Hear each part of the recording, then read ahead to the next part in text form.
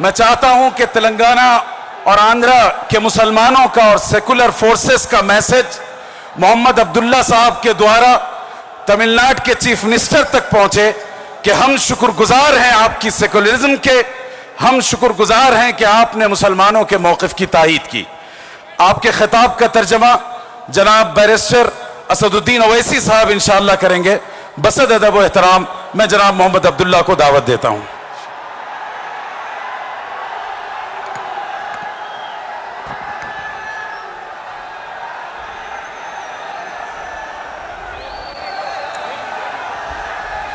Assalamu alaikum to everyone who gathered here. I am coming here as a messenger of my loving leader, my dear leader, our Honorable Chief Minister Thiru M.K. Stalin. मैं यहाँ पर हमारे DMK के leader जनाब M.K. Stalin साहब की तरफ से उनका नुमाइंदा बनकर आज के इस एहतजाजी जलसे में शिरकत करने के लिए आया हूँ।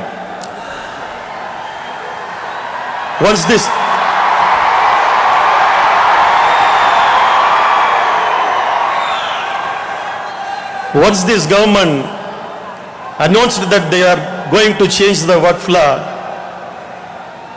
All India Muslim Personal Law Board Secretary Maulana Fazlur Rahman very first came to Tamil Nadu and met our Chief Minister.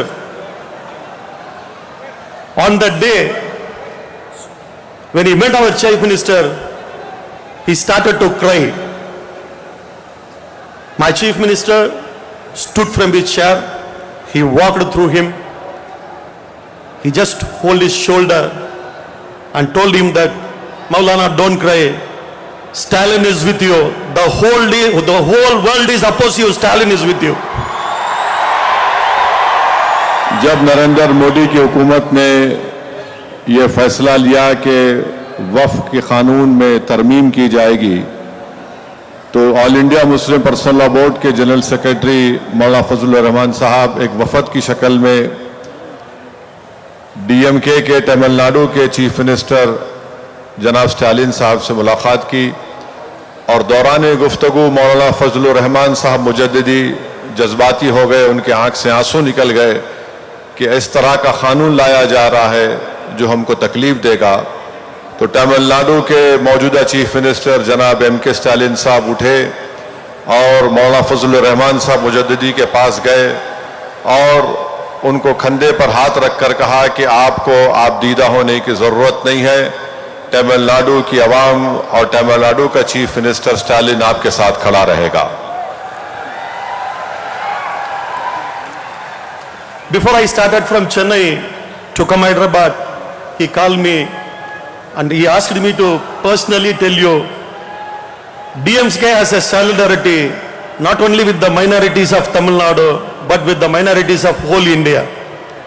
जब मैं हैदराबाद के लिए निकल रहा था तो मेरे लीडर और मेरे चीफ मिनिस्टर ने मुझे फ़ोन करके बताया कि आप हैदराबाद जाकर हैदराबाद की आवाम को पैगाम दीजिए कि स्टालिन ना सिर्फ तमिलनाडु की अक़लियतों के साथ है बल्कि पूरे हिंदुस्तान की अक़लियतों के साथ वो खड़ा हुआ है।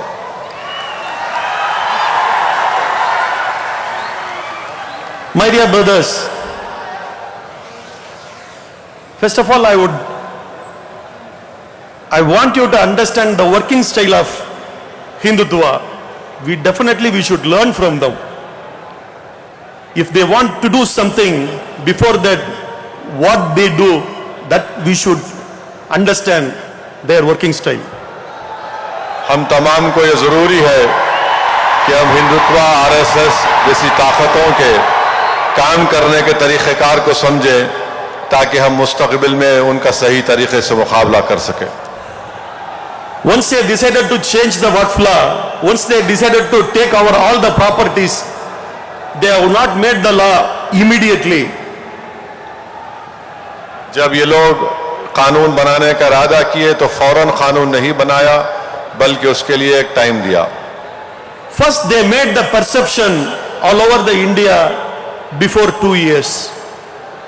पहले उन्होंने एक परसेप्शन या एक कहानी तैयार की 2 साल से वक्फ जायदादों के बारे में। I will explain you how. In Tamil Nadu, a village namely called Tirucherry. इन्होंने एक मनगढ़ंत कहानी बनाना शुरू की, नैरेटिव बनाना शुरू किया। तमिलनाडु में एक गांव है तिरुचेरी, उसका नाम है। In that village, there is a Inam settlement property along with the Waqf property. उस गांव में इनाम की जायदाद भी है और गवर्नमेंट की जायदाद भी है। In 1962, in that Inam settlement property, Rayadwari Pata was issued to the people who were living over there. 1962 में इनाम जायदाद में एक रैतवारी पट्टा वहां पर इशू किया गया था। After 60 years, in that 16, in between these 60 years, people were selling their property, people were buying their property, there were no problem. 60 साल से वहां की आवाम जायदाद खरीद रही भी थी और बेच रही भी थी। वहां पर कोई मसला नहीं था, कोई तनाजा नहीं था। When the registration made from manual to digitalization, the person who is sitting there put one survey number along with Waqf property and Inam settlement property, not the fabrication. The same survey number given as a input in digital. वहां पर 60 साल के बाद एक शख्स ने, जब digitisation record का हो रहा था, तो वहां पर उन्होंने एक नंबर का इस्तेमाल किया। So when people go to the registration, it shows us the Waqf property. Immediately registrar says get NOC from the Waqf. तो उस शख्स की इस हरकत की वजह से वहां पर रजिस्ट्रार ने कहा कि ये वक्फ प्रॉपर्टी है, आप वक्फ बोर्ड जाकर एनओसी लेकर आइए।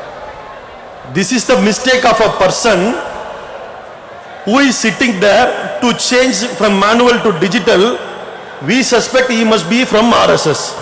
ये सरासर जो गलती हुई उस ऑफिसर की या शख्स की हुई जो मैनुअल से डिजिटाइज कर रहा था।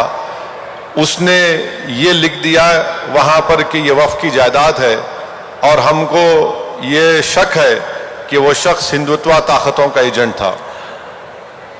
On the day the registration department says that get the NOC from the Waqf, medias from Kashmir to Kanyakumari in all the language, they blast the breaking news that 1500 years old temple in Tirucherry, that property is called as a Waqf property by Waqf Board of Tamil Nadu. जब registration department ने NOC लाने के लिए कहा तो कश्मीर से लेकर कन्याकुमारी तक गोदी मीडिया ने ये झूठ फैला दिया कि 60 साल के बाद अब इन लोगों से कहा जा रहा है कि वक्फ की प्रॉपर्टी है। But Waqf never called this as a Waqf property. मगर कभी भी तमिलनाडु वक्फ बोर्ड ने उसको वक्फ प्रॉपर्टी नहीं कहा। When JPC meeting held in Madras, OIC Sab was there. People from that village came as a witness. They told in front of JPC that now the problem is rectified by the government of Tamil Nadu. We are selling and we are buying. There is no problem. जब parliament की joint working committee Chennai गई थी, वहां पर उसी गांव के लोग आकर कमेटी के सामने ये कहा कि अब कोई मसला नहीं है, ये वक्फ की जायदाद नहीं है, रिकॉर्ड्स की गलती थी, वो सही हो चुका है। So without this new law, problem is solved. Then why we should be new law? जब तमिलनाडु की सरकार ने उस मसले को हल कर लिया तो फिर इस नए कानून की जरूरत क्या थी मोदी हुकूमत को लाने की। The Home Minister of this country, Honorable Amit Shah ji, says that इस मुल्क के वजीर दाखिला अमित शाह ये कहती हैं all of a sudden the property value of 8 lakh crore of Waqf property has increased to 12 lakh crore. Amit Shah ये कहते हैं कि वक्फ की जायदाद जो 8 लाख एकड़ थी वो 13 लाख एकड़ में बढ़ चुकी है। बैठिए बैठिए बैठिए, कुछ नहीं, बैठिए। If any common Hindu brother listen this speech, what he will think? अगर कोई एक आम हिंदू अमित शाह की तकरीर को सुनेगा तो जाहिर है उसके दिलो दिमाग पर एक गलत असर पड़ेगा। Muslims are robbing on the roads, Muslims are robbing on the street, collecting money and they are making all those property. Will he think or not? मुसलमान, एक आम हिंदू ये समझेगा कि मुसलमान चोरी कर रहे हैं, मुसलमान जायदादों को लूट रहे हैं, वो यही समझेगा। By the time I replied, we have our own income tax system, namely God zakat. Through that money only we are making all these properties, not by anyone's money. हम अपनी ज़कात का सही इस्तेमाल करते हैं, किसी का पैसा लेकर उसको नेक काम नहीं करते। So these are all the perception made by the Hindutva forces before bringing the law that Muslims are unlawfully occupying their Hindus' properties or others' money. Hindutva की ताकतें एक झूठा पैगाम देकर ये कहानी देश में फैलाने की कोशिश कर रहे हैं कि मुसलमान हिंदुओं की जायदाद को लूटना चाहते हैं। Even in the JPC, it was not done lawfully, it was done properly. Owaisi Saab explained when he speak. और जॉइंट वर्किंग कमेटी में भी इस तरह की हरकतें की गई थी, जहां पर हम तमाम ने मिलकर उसको रोका और उसको एक्सपोज भी किया। Once they made a draft in a joint parliament committee, we have given a dissent notes.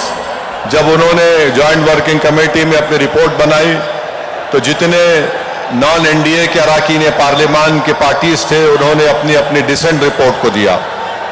My senior leader and who was the member in joint parliament committee, Honorable A. Raja, told me that give that job to Owaisi Saab, making the dissent notes. We will uniformly follow and we will give. जब decent note देने का वक्त आया तो DMK के senior MP राजा साहब ने अब्दुल्ला साहब से कहा कि हम तमाम लोग डिसेंट रिपोर्ट की लिखने की जिम्मेदारी असदुद्दीन ओवैसी को देते हैं और उसी पर हम लोग उसको पेश करेंगे।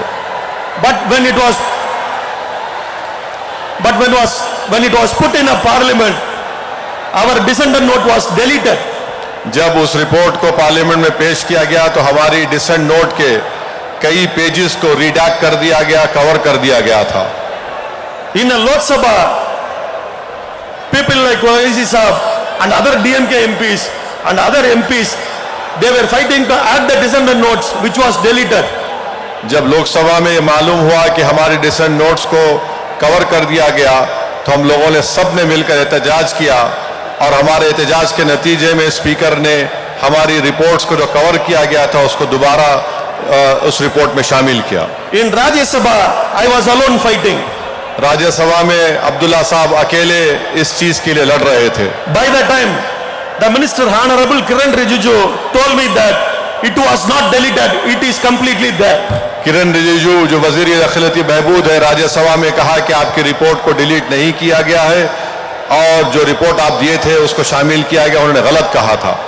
Honorable Finance Minister of this country, Nirmala Sitharaman ji told that Abdullah is lying on the floor. मौजूदा फाइनेंस मिनिस्टर मोहतरमा निर्मला सीतारामन ने राज्यसभा में कहा कि अब्दुल्ला साहब झूठ कह रहे हैं। The same time in Lok Sabha, when Nirmala Sitharaman was telling that Abdullah is lying, that the dissent note is deleted, the same time in Lok Sabha, Honorable Amit Shah ji told that we don't have any objection to add the deleted part. जिस वक्त निर्मला सीतारामन राज्यसभा में अब्दुल्ला साहब के कह रही थी कि आप झूठ कह रहे हैं, उसी वक्त लोकसभा में मौजूदा वजीर दाखिला अमित शाह ने यह बयान दिया कि हमको कोई एतराज नहीं है कि अपोजिशन पार्टीज के डिसेंट नोट को पूरी तरीके से शामिल कर लिया जाए। So because of his willing only it was deleted. इसी तरह से आप देखते हैं कि एक साजिश के तहत उसको डिलीट करने की कोशिश की गई। So JPC was not functioning independently. Joint working committee independently काम नहीं कर रही थी। This is happening, this is what happening in our country. I am telling you one thing, I want to remember one incident. हमारे मुल्क में इस तरह के वाकयात हो रहे हैं, मुझे एक वाकया याद आ रहा है। When I was elected as a member of parliament, I have gone to the parliament, I came to know that parliament starts at 11 o'clock, finish at 1 o'clock for a lunch break. Again it starts at 2 o'clock, may end at any time. Recently it ended at even morning 4:30. जब मैं रुकने राज्यसभा बनकर parliament गया तो मुझे मालूम हुआ कि पार्लियामेंट 11 बजे शुरू होती है, रात भर काम करती है। But the first week of the my entry on a Friday, parliament was started in 2:30. और जब जुमे का दिन आया तो पार्लियामेंट 2:30 बजे शुरू हुई। So when I asked, they said only because of Muslim members' prayer Usually Friday it starts at 2:30. जब हमने पूछा कि 2:30 बजे राज्यसभा क्यों शुरू की जा रही है जुमे के दिन, तो बताया गया कि मुस्लिम अरकान पार्लियामान अपनी जुमे की नमाज अदा कर सकें। Just before 2024 election, one Friday, the chairman of Rajya Sabha announced that today House will start at 2 o'clock on Friday. 2024 के पार्लियामेंट इलेक्शन से पहले ये ऐलान कर दिया गया कि राज्यसभा 2:30 बजे से नहीं 2 बजे से शुरू की जाएगी।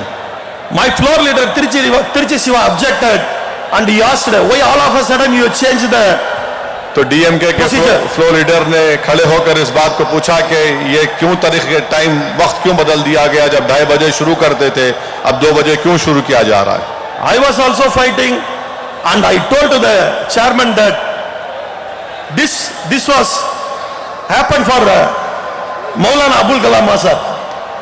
अब्दुल्ला साहब कह रहे हैं कि उन्होंने भी एहतजाज किया अपने पार्टी लीडर के साथ कि ये वो इस तरह की 2:30 बजे शुरू करने की एक रिवायत जो है मौलाना अबुल कलाम आजाद के जमाने से राज्यसभा में चल रही है जुमे के दिन। Based on the request of then Prime Minister Honorable Nehru, this honor was given to our Maulana Abul Kalam Azad. Pandit Nehru के जमाने में जो वजीर आजम थे उस जमाने से उन्होंने इसकी शुरुआत की कि जुमे के दिन राज्यसभा 2:30 बजे शुरू होगा। Even after our Maulana Azad died, this procedure has been keeping in commemoration of the sacrifices of Maulana done for this country. Maulana Azad के इस दुनिया से चले जाने के बाद, उनके इंतकाल के बाद भी उनकी शुरू करदा इस रिवायत को उनकी यादगार के तौर पर राज्यसभा को 2:30 बजे शुरू किया जाता था। Only DMK and communist leaders raised this question, but any party सिर्फ डीएमके और कम्युनिस्ट पार्टी ने इस बात का एहतजाज किया कि क्यों 2:30 बजे के बजाय 2 बजे शुरू की जा रही है, राज्यसभा में एहतजाज किया गया था। After some time, I approached opposition leader. I don't want to disclose the name. मैं इसके बाद एक अपोजिशन पार्टी के लीडर से मुलाकात किया, मैं उनका नाम नहीं कहना चाहूंगा। Sir, why you have not spoken? Why you have not registered your thought on that matter? आपने क्यों एहतजाज नहीं किया, आपने क्यों नहीं पूछा कि 2:30 बजे के बजाय 2 बजे राज्यसभा क्यों शुरू हो रही है। He said, Abdullah bhai, we love you, we are with you, we stand with you, but please understand, they have polarized the majority.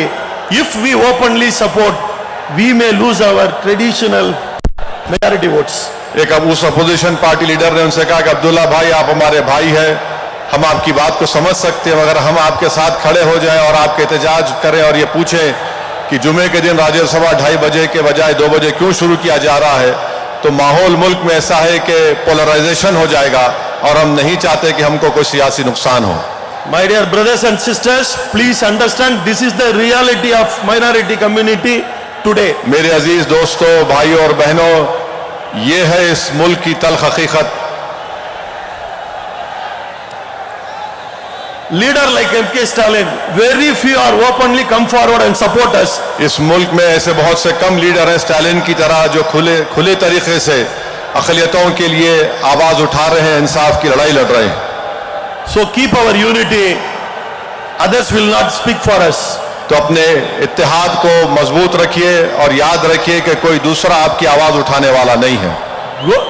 Go and meet our majority brothers, explain how they made the bad perception on us.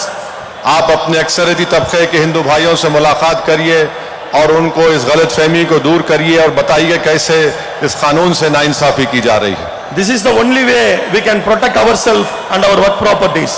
ये एक ही तरीका है जिससे हम अपनी वक्फ की जायदादों को बचा सकते हैं। Before I conclude, I want to tell one Tamil proverb, my mother tongue proverb. मैं अपनी तकरीर को ख़त्म करने से पहले तमिल ज़बान की एक प्रोवर्ब को आपके सामने कहूँगा। Sivan Sottu Kula Nasam. It means Lord Shiva's property. If someone touch Lord Shiva's property, his clan and his heredity will be totally destroyed. Tamil Nadu में कहावत है कि अगर कोई शिवा की जायदाद को लेगा, if someone takes Shiva property, his clan and heredity will be totally destroyed. अगर कोई शिवा भगवान की प्रॉपर्टी को लेगा तो उसकी आल और जायदाद बर्बाद हो जाएगी। My BJP friends may say that we are not taking Shiva's property, we are taking only Allah's property. BJP के लोग अगर ये कह रहे हैं कि हम शिवा की प्रॉपर्टी नहीं अल्लाह की जायदाद ले रहे हैं, They may tell, we are not taking Lord Shiva's property, we are taking Allah's वो property. ये आपसे कहेंगे कि हम अल्लाह की प्रॉपर्टी ले रहे हैं, लॉर्ड शिवा की प्रॉपर्टी नहीं ले रहे हैं। For that, I want to quote two lines from old Tamil literature. मैं इस मौके पर तमिलनाडु की एक हजारों साला लिटरेचर की 2 लाइन आपके सामने रखना चाह रहा हूं। Tennadudaya Sivane Potri means Lord Shiva of South, especially Tamil Nadu. Lord Shiva of South. This is the first line. Lord Shiva of the south, lord Shiva जुनूबी हिंद में ये कहा जाता है। Hail Lord Shiva of South, Tamil Nadu. Lord Shiva की तारीफ होती है जुनूबी हिंद में। எந்நாட்டவருக்கும் இறைவா போற்றி. Hail God of rest of the part of the country. Yeah, I'll tell you. A person who is calling as a Shiva in Tamil Nadu South is called as a God in other part of the world. जो तमिलनाडु में शिवा को मानते हैं वो पूरी दुनिया में उसको लॉर्ड या खुदा मानते हैं। He is called as Allah in Arabia. He is known as, उसको अरब की दुनिया में अल्लाह कहते हैं। He is known as a Lord in Europe. उसको यूरोप में किसी और नाम से, गॉड के नाम से पुकारा जाता है। So that name may be different. The God is the same. नाम मुख्तलिफ हो सकता है मगर परवरदिगार तो एक ही है। So you touch our property, your heredity, and you will be destroyed. You will be destroyed. You will be destroyed. Thank you. Assalam. तुम अगर जायदादों को हाथ लगाओगे तो तुम्हारी आल और तुम बर्बाद और राख होकर रह जाओगे।